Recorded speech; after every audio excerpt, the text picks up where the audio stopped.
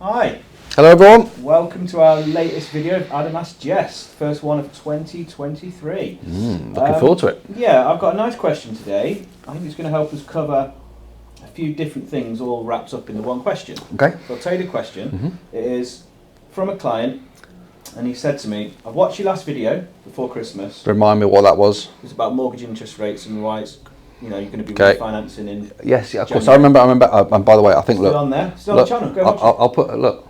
Yeah. Just do that, and then in the edit there'll be some box. Actually have. You know, it might be there The instead most of views of any video that you and me have ever done. So obviously, hit a chord. It's yeah. really topical and bang on the money. Yeah, we'll talk about that a bit as part of the answer. You saying okay? So he said he's watched the last video. Yep.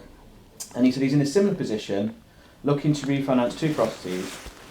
But the question is, where is the best place to invest in 2023? Like geographical location, you mean? Yeah. Okay. Now, I think wrapped up in that Okay. question, we'll be able to provide a bit of a market update. Yep. Okay. Mortgage rates, rental demand, valuations, where the bargain deals are, because that You want it all. links into your new favourite area. We've got a new favourite area. Yeah, we're going to Happy with that? Think you can tackle that question? You want the moon on a stick today. Okay, all right. So the actual question is, what's the best area? Basically. But yeah. but also if we okay, yeah, I've got it right. So we're going to talk about interest rates as a recap. So what we talked about interest rates tail end of last year. And you've got what, 10? I've got more now. Do you know what? I don't know. So I spoke to Charlotte. I'm going ahead. What we said last year was interest rates were a problem. They very quickly became not so much of a problem. I mean, they're not ideal for sure. In December they weren't, but they weren't the end of the world. And what I figured out was it wasn't worth holding off. The difference between where I think they're going to end up in about 3 or 4 months, which could extend out to be 9 months, is going to make the difference of between 25 and 30 pounds a month. But I want my 60, 70, 100 grand back per job, so I can go buy another house. I mean, it's not bad. Let's be honest, as I said in there, the rates are what they are, but they're dropping. They're dropping all the time. Yeah, and they're dropping more. So in January they've dropped a little bit more. Anything you go and buy with your refinanced properties, you're going to be getting a mortgage on that to the back end of this year. By the time you bought it, renovated it, everything. Correct. But the rents are so strong. The other thing that really struck a chord for me is it's not forever. So let's say it is £25 per month. Why put that off for another year? I'm only going to get a 2-year or a 3-year fix. I'll refinance that again. It's not even a couple of £1,000s. Every house we buy is 25 grand. Anyway, going off. So interest rates, we're very happy with where they are, and I am going through all my considering where considering we were. considering and all of the planned refinancing that I planned to do back last quarter of last year, they're all going ahead now. Sure. I don't know how many there are, but there's a backlog. Charlotte's sorting them out for me on Monday actually, but I've got some indicative rates. I'm happy with those. General market update, because this is the exciting bit. This is is it boom or is it bust for buy-to-let in 2023? I guess it depends on how you approach it. Yeah. For us, it's going to be a boom. It's the market has started strong for us. We're on the 12th of January. Yep. We're not even 2 full working weeks in. Yep. You asked me yesterday, the first time seeing you since before Christmas, yep. What day did you come back to work then? Like, last week. But we've already put more houses with clients this month than the whole of December. Yeah. And we're not in 2 full weeks in. So the market, when we said the market's strong, we mean something different. We mean for a landlord who wants to acquire, who wants to buy. Now, it doesn't mean the prices are necessarily going up or down. At the moment, I think they're broadly speaking stable. They're coming to where we want to buy. In our neck of the woods, though, in our places where we buy, it's the sort of areas where they're a little bit insulated and protected from price. Yeah. If you have a £500,000 house in the home counties, your prices might be coming down. Bought some land last year to build a massive block of flats down south somewhere. You're probably going to find that they're not going to sell for what you thought they would. Yeah. The main thing for us is that stock availability has gone up, and in amongst that stock, there is always somebody with all the D's, divorce debt, Yeah. distress death, all those things. And there's always some of those. And that's the kind of stuff we buy. It's where the opportunity's there. So all we need is a higher number of volume going through, and we'll pick out the we're bottom feeders. You know, it's not dress it up. We're bottom feeders, the good but it thing works. for me is that the buyers still have the struggle. So if they come to me and they're like, "Oh, this was really easy to," the agents just rang me up and I bought it. It was really easy. There was no one else bidding for it. You're like, oh. Yeah, But you've overpaid. Yeah.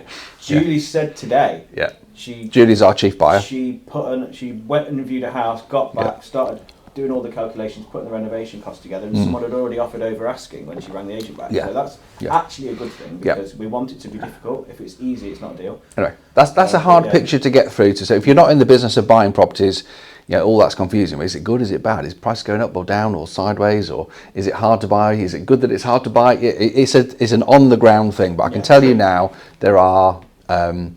It's going to be a great year. You can feel it already. There is more opportunity and bargaining. So is it going to be boom or bust? It depends on who you are and how you're going to approach it. We're going to be buying the right houses in the right areas. We know for the right price, do the right renovation on them, put the right tenant in, manage them right, all those rights. And we're going to make absolute killing this year. I know we are. It's already started that way.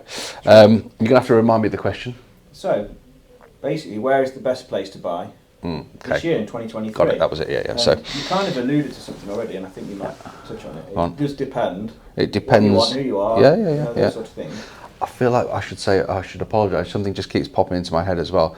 I know that the last video we did, we promised to do a video before Christmas. We never did. Sorry. Oh, you're right. Yeah, we did. I just buggered off. I couldn't be asked. It's a Gran Canaria.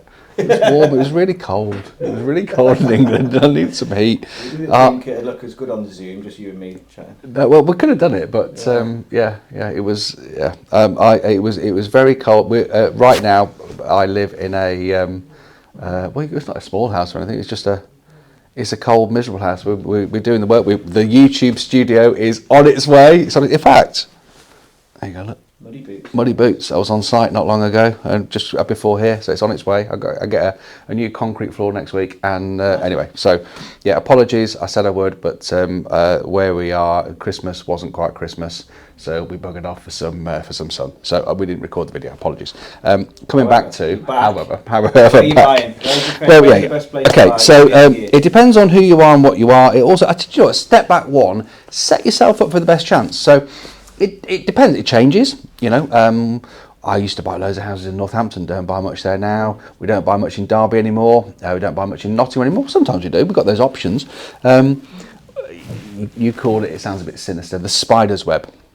We are based. We are sat right now in Nottingham, and Nottingham is right in the middle of the country.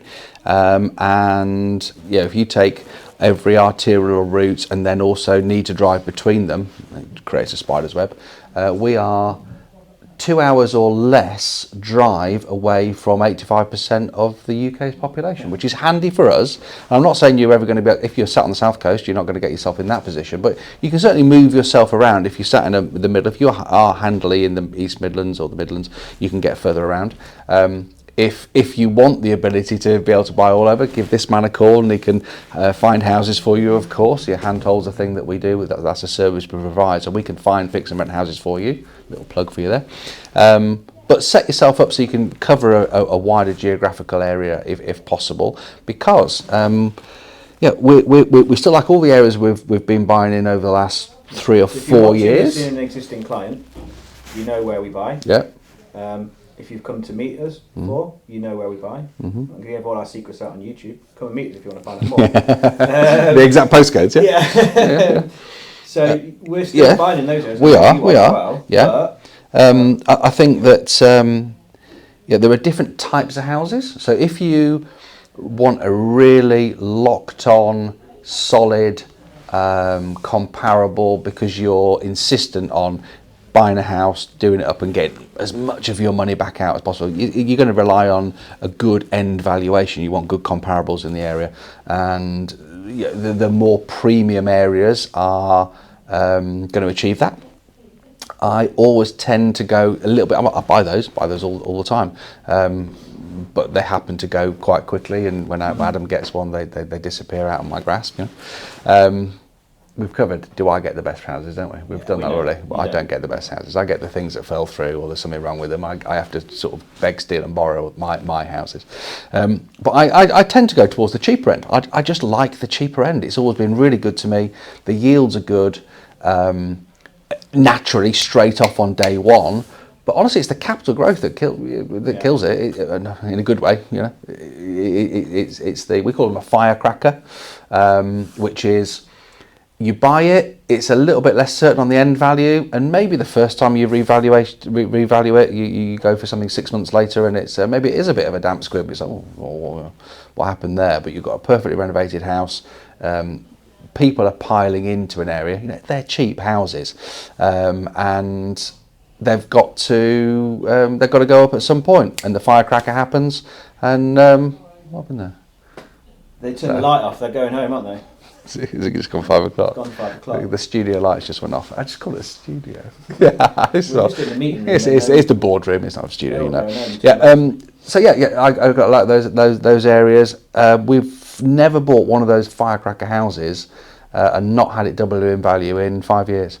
You know, that's 50 grand. You know, that's a load of money. I've taken to the habit. You know, I'm practicing what I preach. Every single time I do a refinance now, I work out what the capital growth is versus the day I bought it, and track it over multiple refinances. And it's that first bump, the firecracker, where it's twice as good as normal, and then it sort of settles down to the UK average. So I love those areas. Keep people in suspense here. Go on. Where's You want the me best place to buy, man? Oh well, the best place isn't the best place. It's those things truly are your. I know. Personally, you know, I'm doing northeast more than I like the northeast at the moment. So we've got two two separate offices in that area now.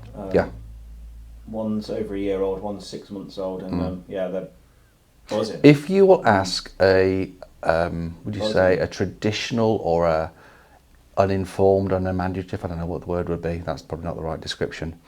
Somebody hasn't maybe thought it through properly.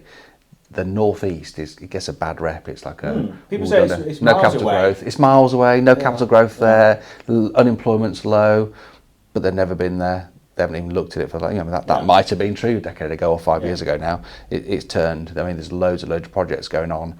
You know, there's some massive areas of wasteland in some of the areas near where we're buying, and you look at it and go, crikey, why the hell would you buy there? Well, they're spending £800 million on that bit. The comps are all good. Yeah. Anyway, So I like that area.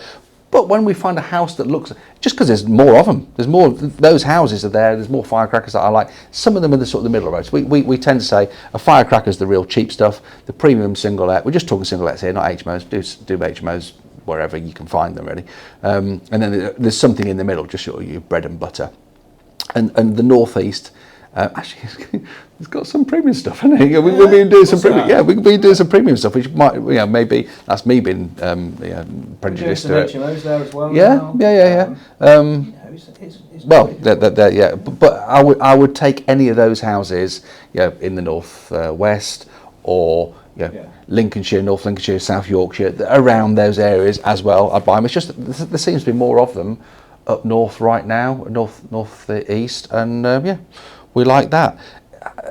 We mentioned a couple of times, be greedy when others are fearful when others are greedy, etc., etc. It feels like a contrarian move, maybe buying northeast-ish, but it always has done everywhere where we bought. When we started buying in Nottingham 15, 16 years ago, people say you're crazy, absolutely crazy. I went round places.